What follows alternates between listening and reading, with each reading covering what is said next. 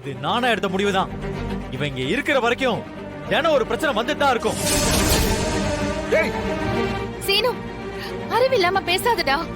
மாயா மாதிரி ஒரு பொண்ணு உன் வாழ்க்கையில வந்ததுக்கு நீ அதிர்ஷ்டம் பண்ணிருக்கணும். உன் வாழ்க்கைய நீயே தொலைச்சிடாத சீனு. ஐயோ அத்தை, இந்த குடும்பத்துக்கு எப்பவும் நல்லது நடக்கணும்னு நினைக்கிறவங்க நீங்களே இவளுக்கு சப்போர்ட் பண்ணாதீங்க. இந்த குடும்பத்துக்கே அவ செய்யறது தப்புன்னு தெரியுது. நீங்க மட்டும் ஏன் அத்தை அவளுக்கு சப்போர்ட் பண்ணிக்கிட்டே இருக்கீங்க? டேய், உங்க கண்ணுக்கு மட்டும் எப்படி அவ நல்லவளா தெரியுறா? டேய், குடும்பத்தை விட தங்கச்சி பொண்ணு முக்கியமாயிட்டாச்சு. அந்த பாசம் அவ கண்ணை மறைக்குது.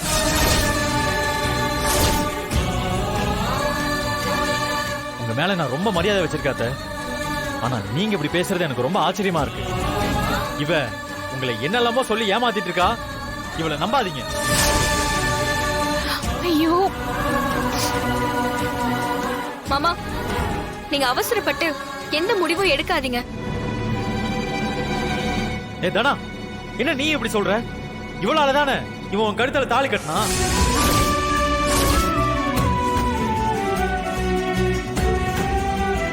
பழச பேசி இனிமே ஒன்னும் ஆக போறது இல்ல மாமா. நீங்க உங்க லைஃப பத்தி யோசிங்க.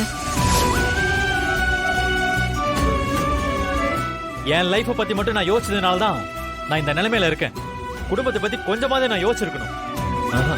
இப்ப நான் எடுத்திருக்கிற முடிவு தான் சரி.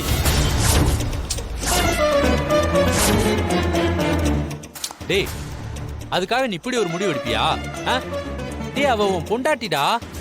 ஒரு புருஷன் தன் பொண்டாட்டியை என்னைக்குமே கைவிடக் கூடாது.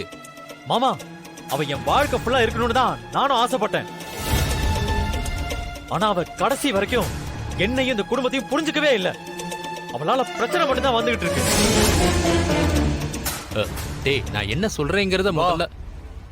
அண்ணே, நான் முதல்ல அவளை வீட்டை விட்டு அனுப்ப முடிவு எடுத்தேன்.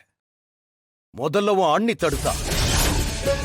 அப்புறம் என் பொண்ணு சொன்னாங்கிறதுக்காக நான் அமைதியா இருந்தேன்.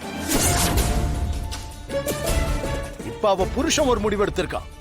அது அவன் விருப்பம். அதுல நாம தலையிட வேண்டாம்.